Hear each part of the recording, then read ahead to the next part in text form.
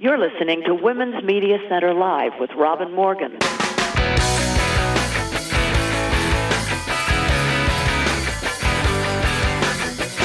Welcome to Women's Media Center Live. I'm Robin Morgan.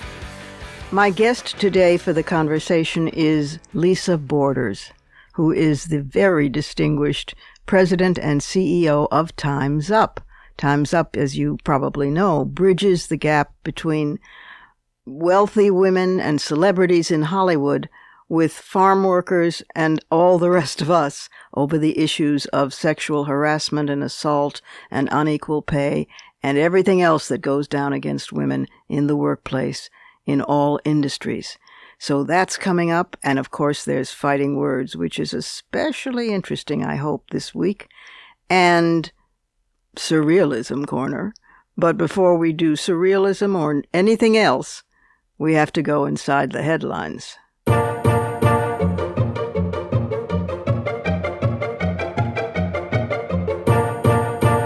It's been a news-heavy week, and the Mueller report isn't even out yet. Speaker of the House Nancy Pelosi finally permitted Trump access to the joint session of Congress held in the House of Representatives. He had lifted his disastrous shutdown of government and was scratching so loudly outside the door of the House that she let him in at last. He had learned nothing in the interim, of course. Still, the event was memorable because of the 131 Democratic female members of the 116th Congress, most newly elected and all dressed in white, as was the Speaker herself, in tribute to one of the colors of the women's suffrage movement. Their joy at being there was evident, but the expressions on their faces in reaction to Trump's statements seemed more like representations of Kali, the Hindu goddess of balance, death, destruction, and vengeance. Yet even the most rebellious of the newbies were already under the spell of their own congressional goddess, Pelosi, who had clearly forbidden any boos and rude outbreaks in her house.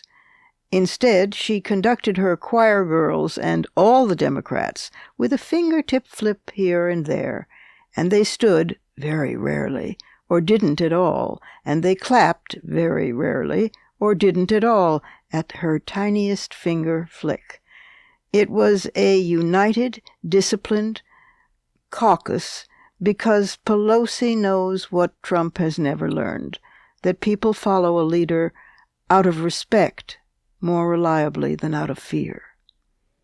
Stacey Abrams of Georgia gave the Democratic response, and it was warm, funny, strong, authentic, practical, passionate. She came historically close, to having won the governorship of Georgia, and now is being talked about as a Senate candidate. But I wish she could ignore state lines and get to Virginia fast.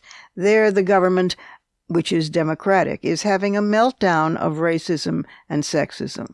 First, Governor Ralph Northam, at the moment I'm still writing these notes, gave his "yes I did, no I didn't" pose for that particular photo wearing blackface. Oh no, yes, well, but there was another occasion where I did, and maybe I could show you how I can still moonwalk right now.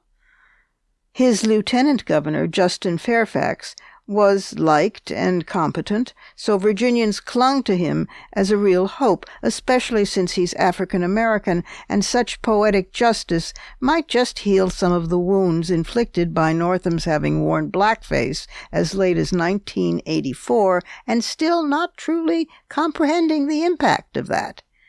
But now Fairfax has been accused of sexual assault in 2004 by a professor of politics, Vanessa Tyson, who is also African American. He claims that the sex was consensual.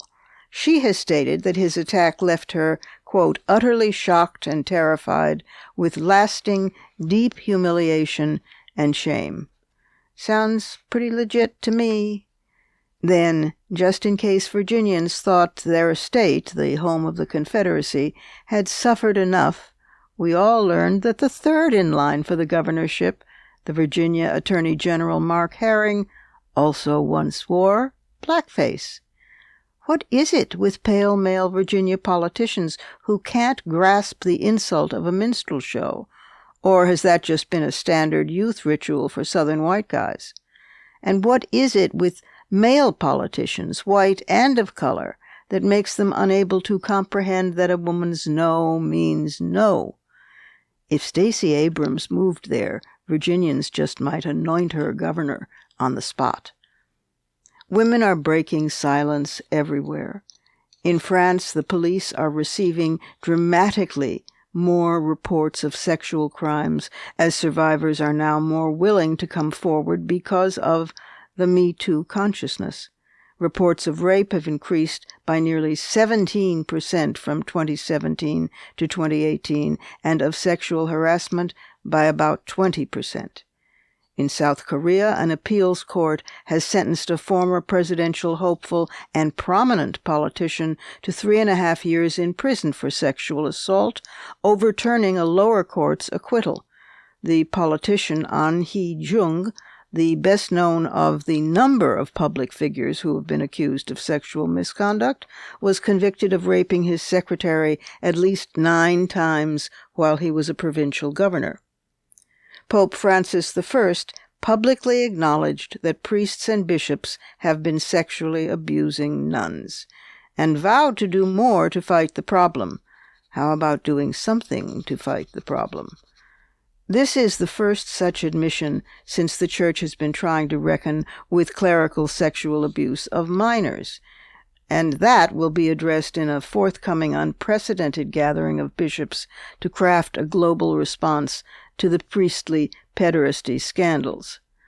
This issue about women has come to the fore because last November the International Union of Superiors General, representing all Catholic female religious orders in the world, publicly denounced the situation as insupportable and finally named the problem of nuns being abused.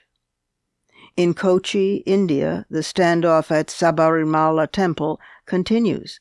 For months now, women have been pouring in from across India to take part in the Women's Wall protest against the barring of impure females aged 10 to 50 who are in their reproductive years, that is, who might menstruate, from praying at the temple because they are impure. We've covered this story before on the program, back when the women, arms outstretched in defiance, occupied all the national highways across the state of Kerala to protest such blatant bigotry. Despite an Indian Supreme Court order to end the ban continues. India's ruling party, Premier Modi's right-wing Hindu government, has insisted that constitutional rights to equality for women should and could be overcome by Hindu tradition. But the ban has only been in place since the 1970s. 2 women made history by sneaking into the temple in the dead of night to worship. Meanwhile, the wall of women demonstrations persist even when the women are pelted by stones and crude homemade bombs by men. Another Hindu tradition, this time in Kathmandu, Nepal, has killed another woman. Parvati Bugati had kept faith with the centuries-old taboo that declares menstruating women are impure, and had sequestered herself in an abandoned house as her family demanded. The temperatures were freezing. She built a small fire and was asphyxiated. The Nepal Supreme Court banned the practice in 2005, and just last year the government went further and criminalized it. All that's fine, but as in India, the law in Nepal, from Delhi in India or Kathmandu in Nepal, is largely ignored out in the villages and rural areas.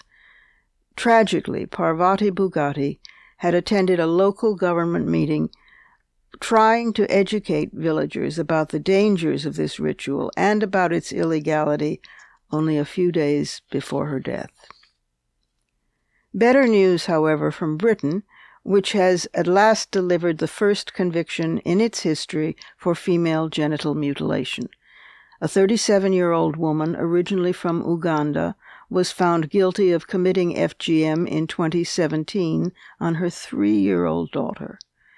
FGM has been illegal in Britain since 1985, but previous prosecutions have led to acquittals, usually on the moral relativistic basis, claiming respect for tradition.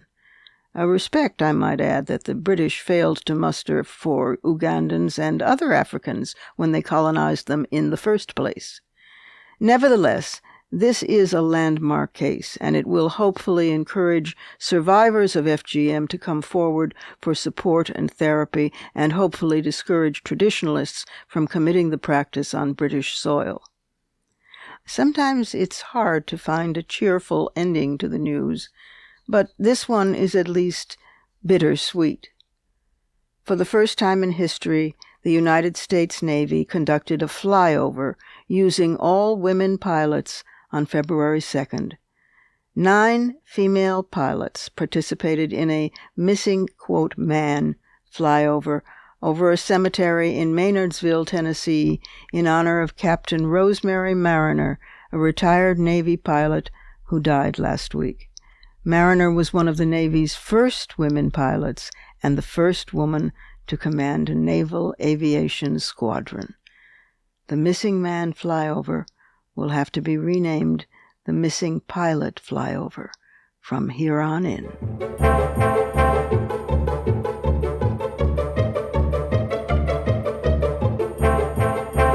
We have to take our first break, and waiting in the wings are the clock ticking faster and faster at Time's Up, and of course fighting words on the complexities of suffrage. But when we come back, coming right up, we're going to go into the surrealism corner. Ha ha ha ha ha ha.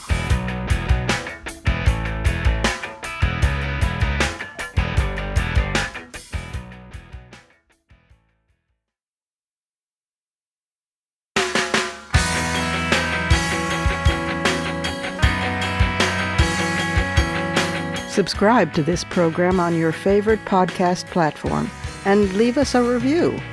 Follow us on Twitter at WMC Live, like our Facebook page at facebook.com/WMC Live, and visit us at WMCLive.com for more information about our show and our guests. You're listening to Women's Media Center Live with Robin Morgan.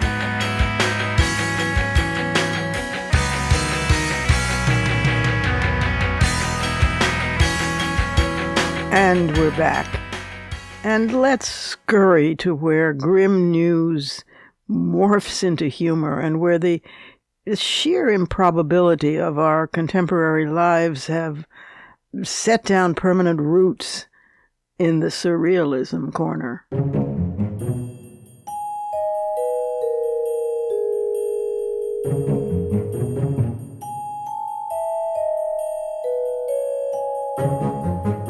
A 3-inch wide, undetonated German hand grenade from World War I was discovered in a delivery of potatoes to a potato chip factory in Hong Kong. It was the second such discovery in a week. The grenades are believed to have been accidentally dug up in potato fields in France. Bet you can't eat just one. You can, because it might just blow your head off. Your favorite reading this week will surely be the leaked White House schedules of Donald Trump. Axios has obtained these schedules from some heroic mole in Trump's office, and Axios has published it in full.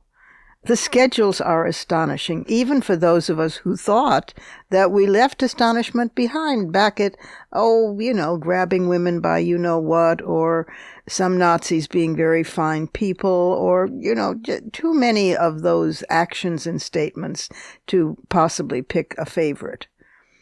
The schedules show that Trump, an early riser, usually spends the first 5 hours of the day in so-called executive time. Other presidents have spent executive time cramming briefs.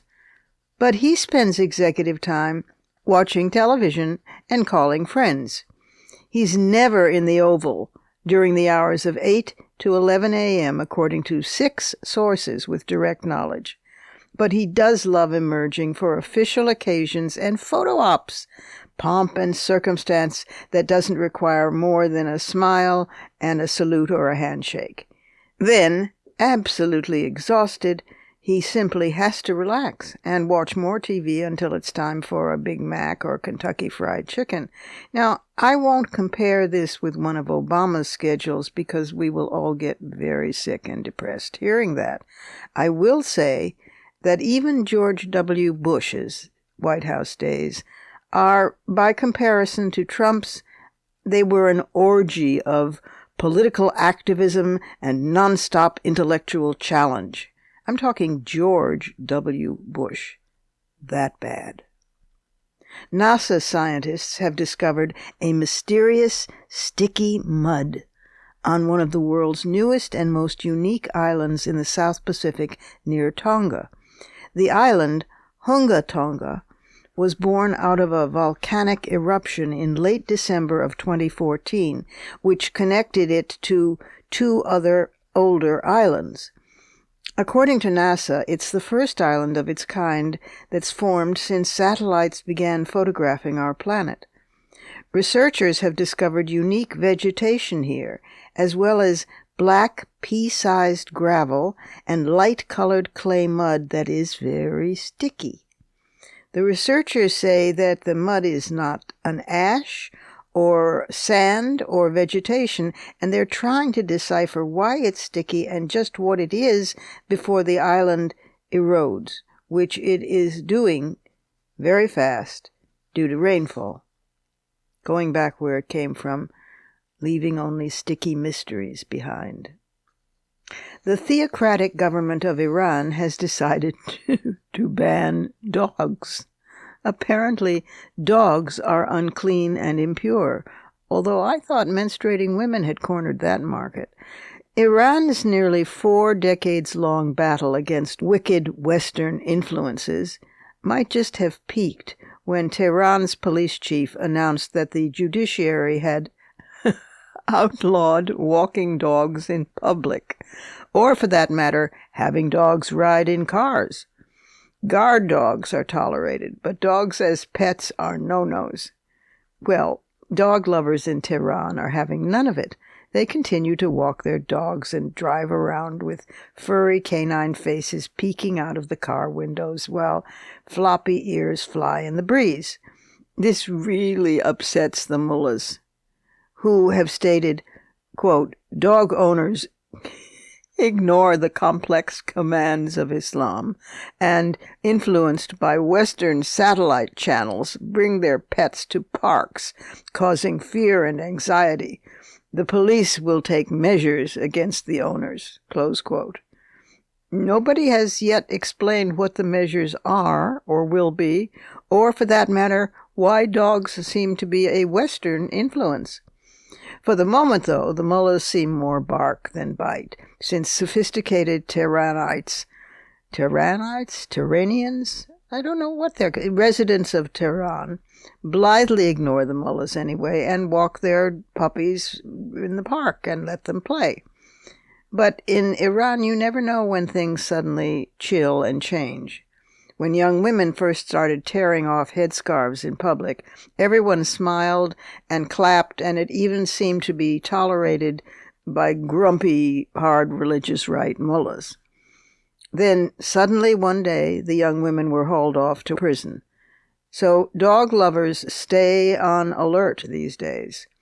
How terrifying it must be to move through the world as a mullah, or any fundamentalist, so surrounded by impurities. By the way, cats are considered impure as well. Like cats could care. And anyone who has ever tried to walk a cat publicly is already such a brave soul, they would hardly tremble at a mullah. I truly love this next story. We know that ultraviolet fluorescence is fairly common in birds and butterflies, in mushrooms, and especially in sea creatures who generate their own light in the deepest ocean dark and can glow incandescent under certain circumstances. but it's rare in mammals. Bioluminescence is in fact the subject of one of the poems in my new book, In Dark Matter, and the poem describes how we humans, too, are actually lit from within, but our tragedy is that we can't see it in each other. We need biofluorescence to show our true colors, not bioluminescence. Nevertheless, there is a newly discovered creature in the world of bioluminescence. Now, if you had been drinking a little bit and then encountered it, you would surely think, yeah, sure, and quietly vow to yourself to cut out all booze, even if you drank only a glass of wine a week. It is a southern flying squirrel, a small furry creature that is most active at dusk and at dawn. Usually it has a warm brown color to its fur, but in the beam of a flashlight it turns into something out of Disney or a 1970s disco. It glows bright pink. Day glow, iridescent, neon-like, fuchsia, bright pink. The first biologist to spot a hot pink squirrel fly by thought he needed a vacation. His colleagues at Northland College in Wisconsin laughed and agreed, but then a graduate student at Texas A&M, Allison Kohler, read about it and looked into it, and she found that this was no hallucination. Flash forward, and the next thing you know, the Journal of Mammalogy reported over 3 different species of flying squirrel, southern, northern, and Humboldt's flying squirrel, turn hot pink under ultraviolet illumination. No one knows quite what for, whether the glow has a mating function like fireflies, or whether it helps the squirrel evade owls that prey on them. To some of us, a plain, drab, non-lit-up squirrel is odd enough if it's flying. So, if you've indulged in a glass of wine and find yourself walking along a country road and see a hot pink flying squirrel zipping by, you are not necessarily inebriated or insane, just lucky. Last, for our weekly word in another language that requires far more than a single word to translate into English, this week the word is trepverter. It's Yiddish, trepverter, and it's what happens to you when you're just falling asleep. No, not that. Trepverter means a witty comeback that you think of, too late. Oh, if only you could go back in time. But that would be surreal.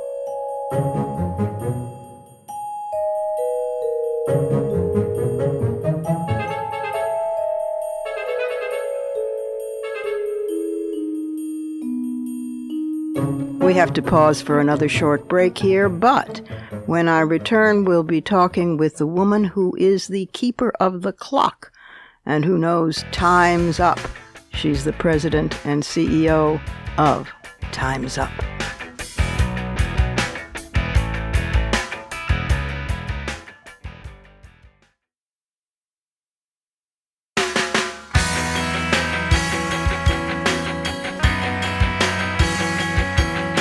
The Women's Media Center, founded in 2005 by Jane Fonda, Gloria Steinem, and myself, is a progressive, nonpartisan, nonprofit organization working to make women visible and powerful in media.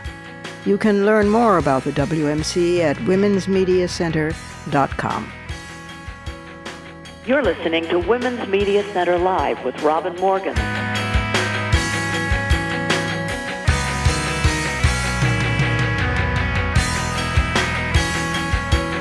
And we're back again, this time for the conversation. Today, my guest is very distinguished indeed, Lisa Borders. She's the president and chief executive officer of Time's Up. Before that, she was the president of the Women's National Basketball Association, and before that, a vice president at the Coca-Cola Company. What a distinguished resume this woman has. She also has a movement resume. She became a founding leader of No Labels, a citizens movement of Republicans, Democrats, and independents whose mission is to address the politics of problem solving. We could use some of that. And now she's found her feminist home at Time's Up, and that's what we'll be talking about today. We spoke by phone, so some of it may sound a teeny bit crackly, but it's loud and clear so far as the message is concerned. Lisa Borders. Lisa, welcome to Women's Media Center Live. How good it is to have you here. Well, thank you so much. Great to be here. We appreciate you having me. Tell people who may have been in another country exactly what Time's Up is. Absolutely. Time's Up is an organization that insists on safe, fair, and dignified workplaces for women. We were actually born out of the pain of a scandal in the entertainment industry with Harvey Weinstein, but we are rooted in the power of the sisterhood. This is women all across the globe who have decided that enough is enough. We are actually responding also to the Me Too movement, which is survivors from many different sectors and industries who have been equally traumatized by sexual assault and sexual harassment. So we are pushing back on the notion that women should be treated poorly. We believe women are valuable and should be valued. And so we are fighting for safe, fair, and dignified workplaces, all sectors, all industries, and hopefully that they stand on equal footing, so equality, gender equality, with their male peers. Two exciting things in particular about Time's Up make my heart beat faster, Lisa, because one is that in our culture, which to a very large extent is a celebrity culture worldwide now, for decades, people have been saying about the women's movement, oh, well, it's just a bunch of old hags who could not get a man. Well, of course, when Hollywood stars come on board, they can't say that anymore. That's one thing. And it turns on young kids, and it turns on people who suddenly regard it as something that's cool and chic.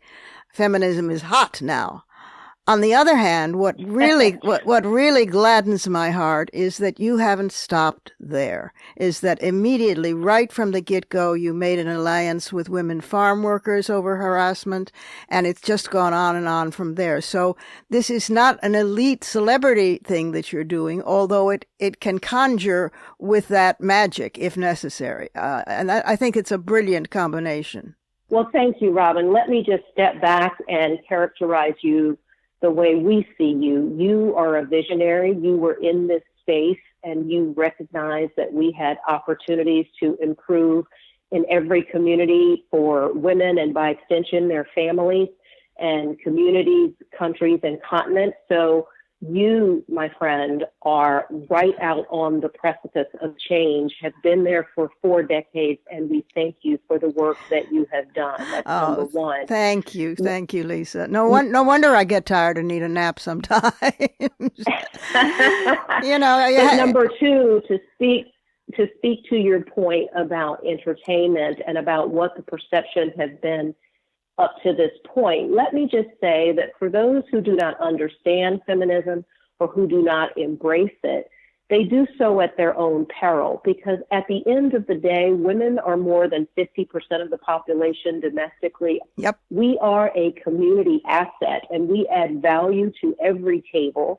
So when we think about this, we think holistically. This is not just about women. This is for everyone else who doesn't fully appreciate what we bring to the table.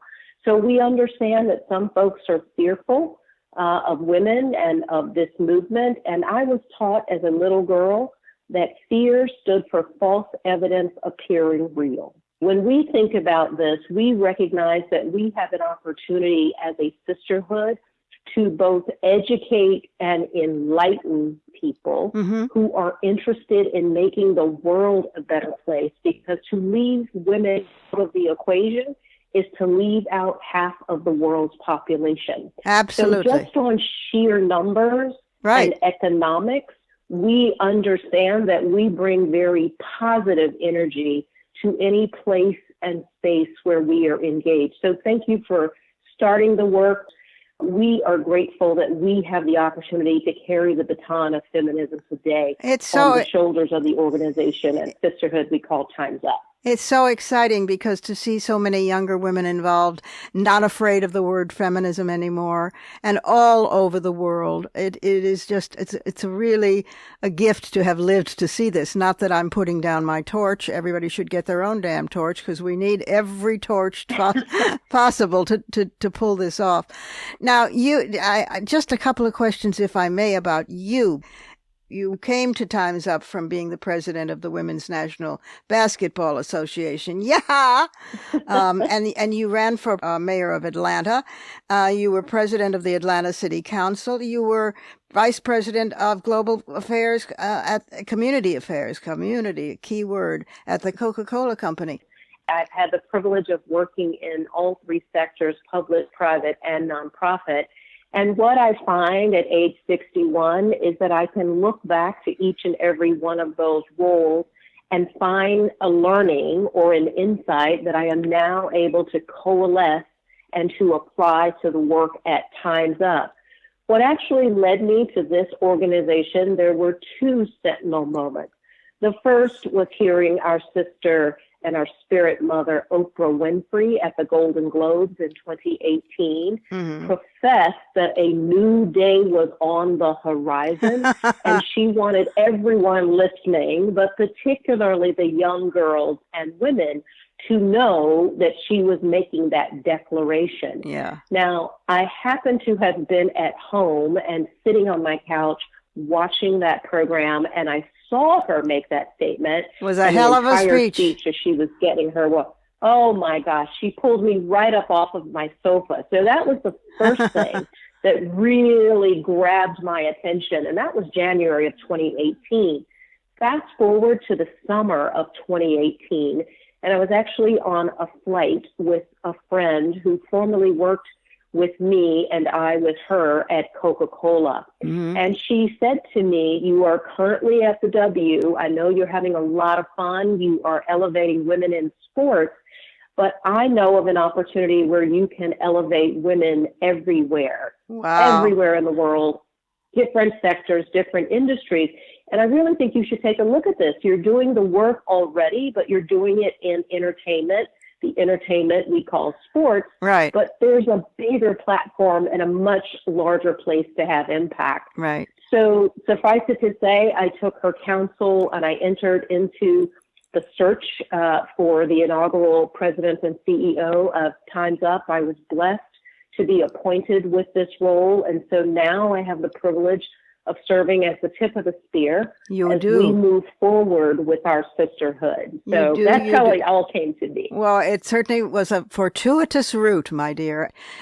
Talk a little bit about, I don't want to ignore the Hollywood aspect of it because films are a major source of, they both reflect reality and define it for the world now. So talk about the 4% challenge, which is one of the new initiatives of Time's Up. I should say, by the way, I haven't said it yet, that you have raised, is it, what is it, $20 million for?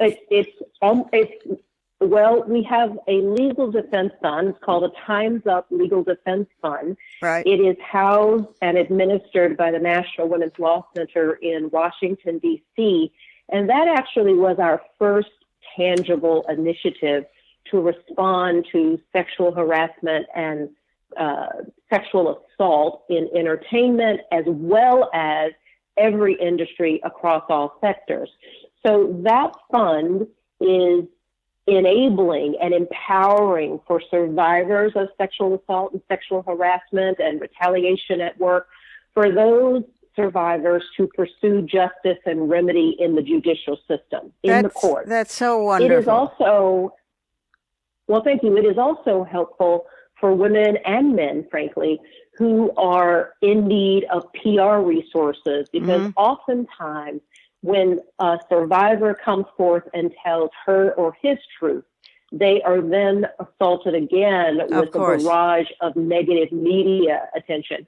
So we are helping folks in court. We are also helping folks with PR. So that money was raised very quickly in a year. $25 million is a lot of money to raise anytime, but to raise it as quickly as our Hollywood women did is incredible. That's the one time that we look back and say, how can we help those who have already suffered? Oh, but Lisa, it's so crucial. It's so crucial because these are people who were not able to fight back on their own, and then to have the so-called elite or the beautiful people or the whatever come to their aid as sisters, not as Lady Bountiful, but with legal help, with PR help, with practical help. That's our retrospective strategy to help with the acute needs on the ground. Right. The 4% challenge that you're talking about, as well as the initiative we call Time's Up Times 2, are really proactive and forward-looking strategies that we are using to prevent sexual assault, number one, and sexual harassment, but also to really put a focus on gender parity and gender equality. Yes. So on the 4% challenge, we have data that has been captured and analyzed by Dr. Stacy Smith at the University of Southern California and the Annenberg she's great. Institute. She's amazing, but this is empirical evidence that she has offered through her research that says only 4% of the Hollywood films produced last year had female directors. Right.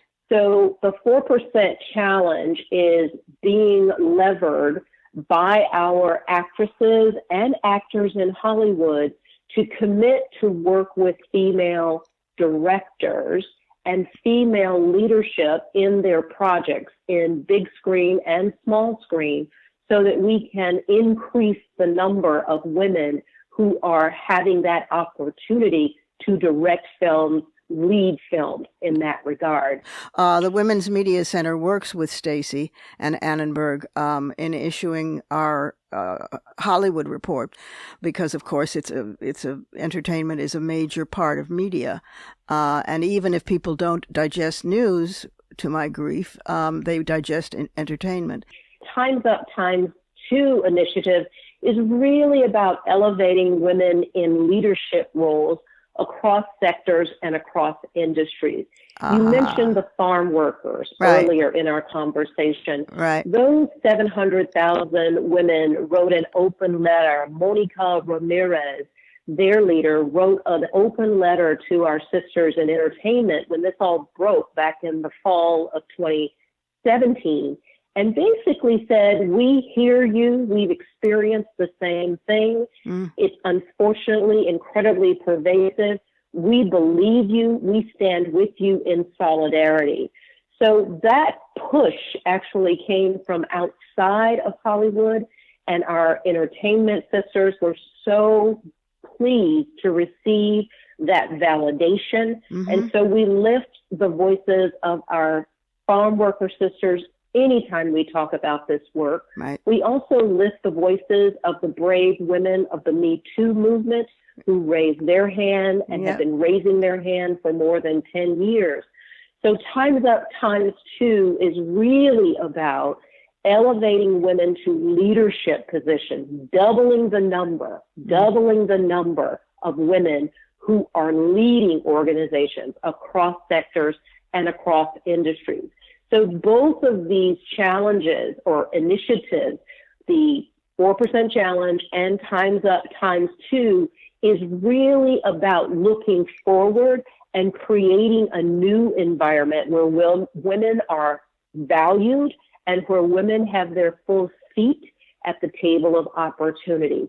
So empowerment and enfranchisement is what this is all about. Oh, thank you, Lisa, so much for being with us. Thank you for the work that you're doing. And since we never got to connect and give a hug at the Women's Media Center Gala, I owe you a hug when you're next in New York or I'm next in L.A.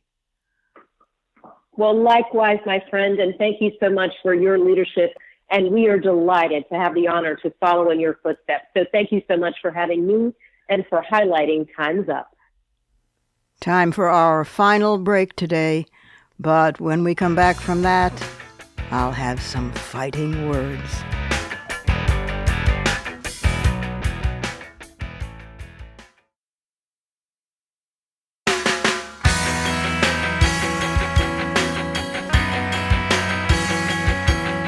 For the smartest talk about news, politics, sex, books, religion, race, and more, it's Women's Media Center Live with Robin Morgan. Audacious, witty, provocative, informative, and fun. It's Women's Media Center Live with Robin Morgan. Talk radio with a brain. And welcome back again to some fighting words.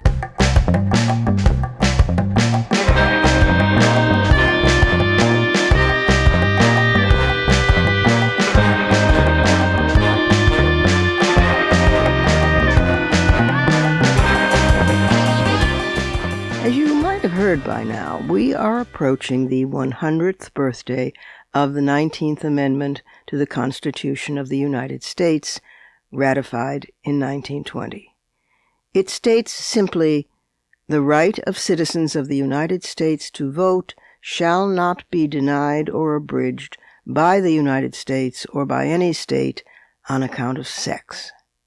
Well, that seems simple enough and a pretty good thing, huh? Hard won through more than 100 years of struggle preceding the ratification? What's not to celebrate? Historical illiteracy, that's what. How I wish basic American education included little things like geography, civics, and accurate, non-sexist, non-racist history.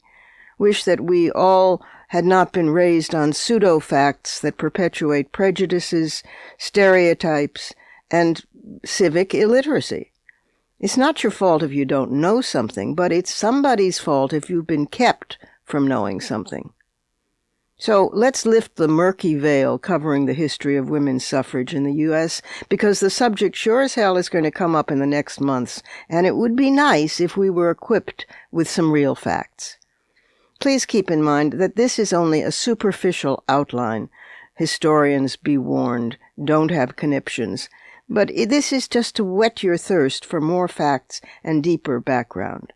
Because the map of how we got from there to here in women's suffrage is a patchwork of forward and backward, of different states and approaches and ethnicities, and it's blotched by various restrictive bigotries.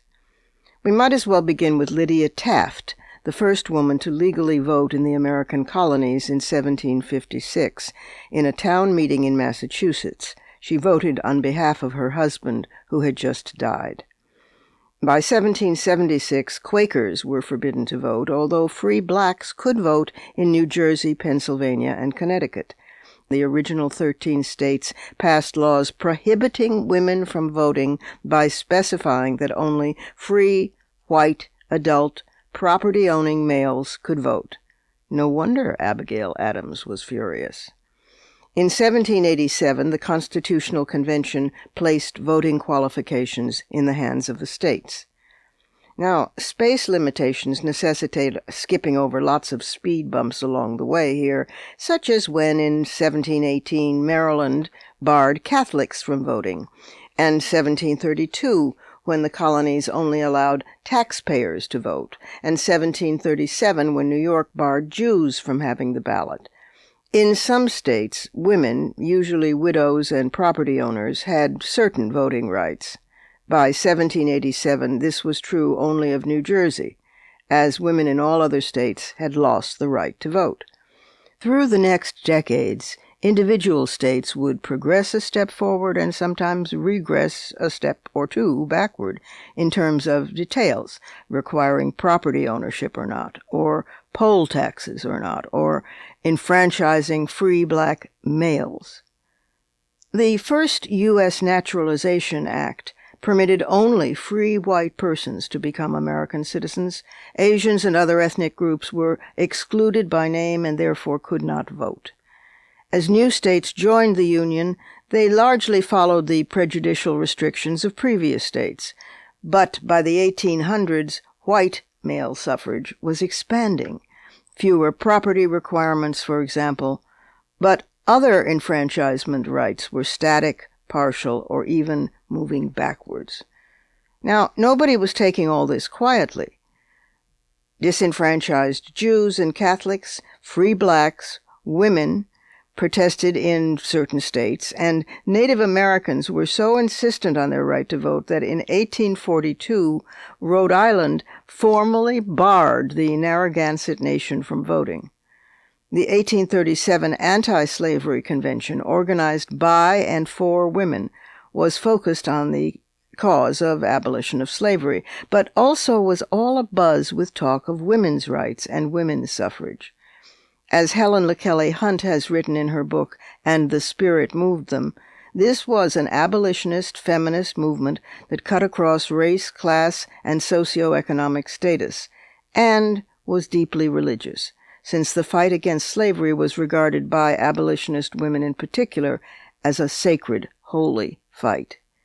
Then, of course, in 1848, Elizabeth Cady Stanton declared the rights of women at the Seneca Falls Convention, with approximately 260 women in attendance, as well as their ally, the famous formerly enslaved abolitionist Frederick Douglass. Now, at this crucial point, the fight for women's rights and for the abolition of slavery and enfranchisement of formerly enslaved persons, male and female, was a single, united fight. In 1866, in fact, Susan B. Anthony and Elizabeth Cady Stanton initiated the founding of the American Equal Rights Association, pledged to winning suffrage for African American men and for all women. But from 1861 to 1865, the Civil War paralyzed all suffrage activity, as most suffragists focused on the war effort and on abolition.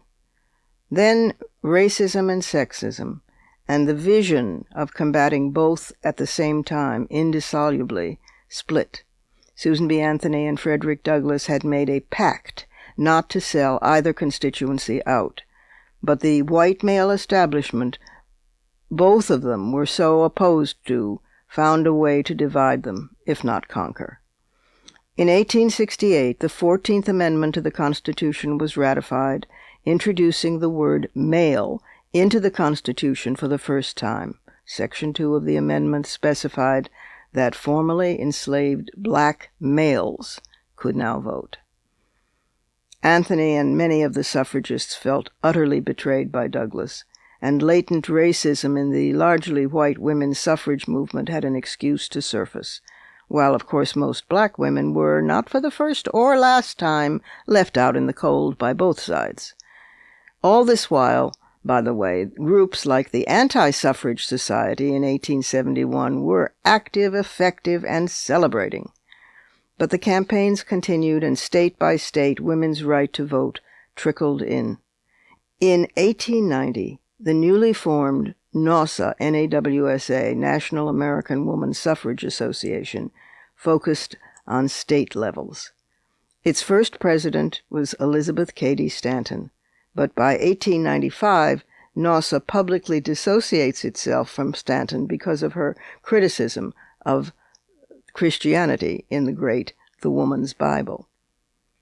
So this fight for the franchise was now a full-blown movement.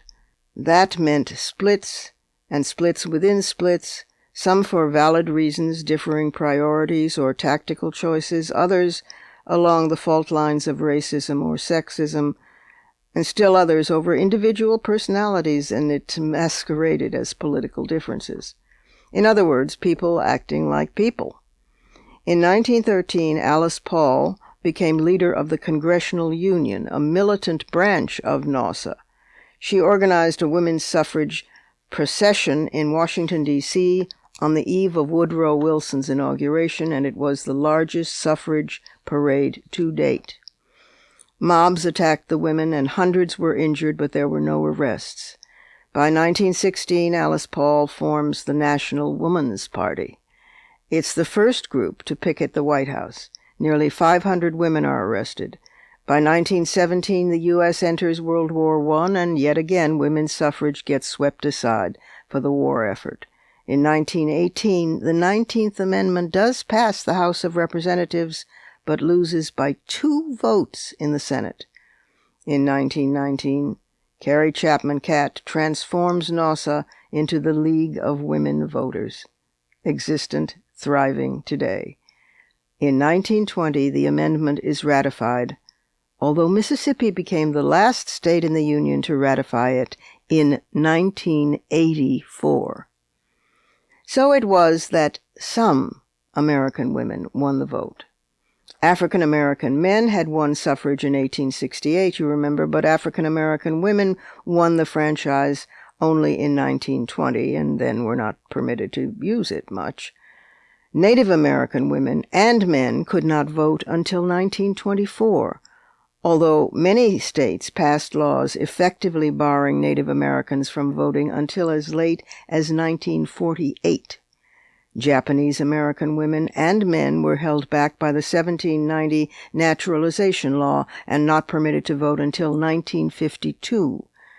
And the Chinese Exclusion Act, a federal law in place from 1882 to 1943, limited Chinese immigration and prevented Chinese immigrants from becoming citizens. That is, no vote. Even after ethnic constituencies won the franchise, they all, particularly the African American community, have faced consistent, repeated, often violent voter suppression from post-Civil War Reconstruction through Jim Crow in the South, right up to today, in lots of places, not just the South. The 1964 abolishment of poll taxes and the 1965 Voting Rights Act increased access to would-be voters of color substantially, but, of course, that act was gutted not very long ago. This checkered past haunts us still. Feminists of color understandably get indigestion when some well-informed but well-meaning European American woman refers to the 19th Amendment as giving all women suffrage. It was won, first of all, not given, and it was not to all women. Then, in return, some European American women feel really hurt and get defensive for wanting to honor suffragists like Stanton and Anthony, who deserve honoring. Recently, Brent Staples, the New York Times columnist I usually admire, wrote about how the women's suffrage movement, quote, sold out, close quote, its principles due to racism. That racism was present in the women's suffrage movement over a 100-year span is absolutely undeniable. People were products of their times. It was both passive racism in the form of exclusion, the "we just don't know any" argument, and active racism in the statements of some suffragists that the women's vote, implicitly white, was needed to balance the radical votes of black men. But it's also undeniable that the abolitionist movement, out of which virtually every suffragist originally came, was also infected with sexism. Frederick Douglass himself, a mesmerizing speaker and activist, was a womanizer. He had multiple lovers, mostly white women, financing his work, while his African-American wife seethed in pain and rage at home and threatened to leave him if he kept in residence in their home his white woman lover. Brent Staples didn't mention that, and didn't mention Douglass's deal that, you could say, sold out women's suffrage, black and white, so that black men could have the vote. We have to stop lying or telling half-truths about this. Any conversation about race and sex in America that's halfway honest is not pain-free. Both Susan B. Anthony and Frederick Douglass were plain human beings and creatures of their time, and they were flawed human beings, the way that every one of us Americans has been wounded by the history of racism in this nation, starting with the conquest of the people who lived here. Those of us with European ancestry have been wounded by inflicted ignorance and a bestowed sense of entitlement that has numbed parts of our souls and distorted most, if not all, of our perceptions. The wounds people of color have suffered, and suffer still in this nation, are different, of an absolutely existential type. And women of color, targets of two primal sufferings, live with those wounds that I think are the worst of all, But there I break my own rule, because comparisons of human suffering are invidious and destructive. Bifurcations and either-ors are what got us here. Both ands are what's needed to help get us out. And that will take hard, affirmative, long-term work to address. And it's not surprising that African American women are today leading the charge on both fronts. And we've basically just begun. I want to continue with this subject next week, bringing it up into contemporary history. That is, unless Trump starts World War III in the interim.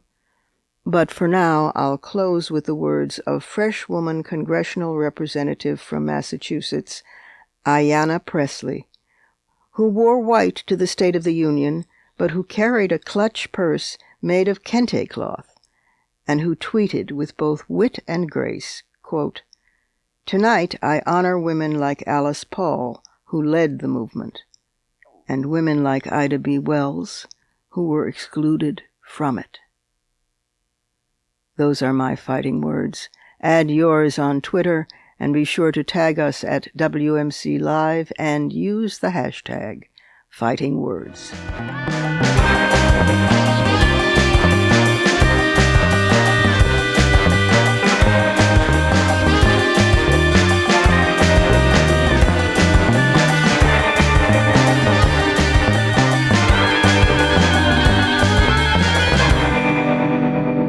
And that's our show for today.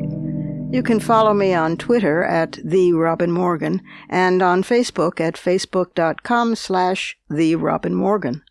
Check out my blog at robinmorgan.net and find my latest book, Dark Matter, wherever books are sold. Opinions expressed on this program do not necessarily represent the Women's Media Center. Here's the family for our show. Executive producer as well as founding and sustaining sponsor, Regina K. Scully. WMC president and co-executive producer of this program, Julie Burton. I'm Robin Morgan, your producer and host. Thank you for being with us. Join us again next time on Women's Media Center Live.